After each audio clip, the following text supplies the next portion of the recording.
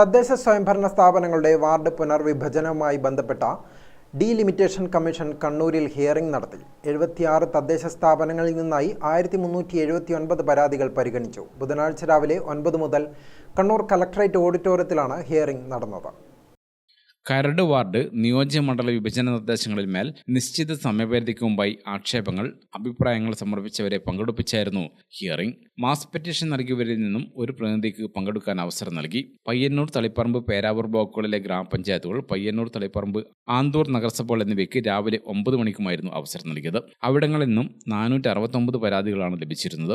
Kalliasseri, Panoor, Irikkur, Kannur, Koothuparamba ബ്ലോക്കുകളിലെ ഗ്രാമപഞ്ചായത്തുകൾ, Kannur corporation, Koothuparamba നഗരസഭ എന്നിവയ്ക്ക് രാവിലെ 11 മണിക്കും ഹിയറിംഗ് നടത്തി. അവിടെ നിന്നും ലഭിച്ചത് ആകെ 444 പരാതികളാണ്. എടക്കാട്, തലശ്ശേരി, ഇരിട്ടി ബ്ലോക്കിലെ ഗ്രാമപഞ്ചായത്തുകൾ, തലശ്ശേരി, ഇരിട്ടി നഗരസഭകൾ എന്നിവയ്ക്ക് ഉച്ചയ്ക്ക് 2 മണിക്കാണ് ഹിയറിംഗ് നടത്തിയത്.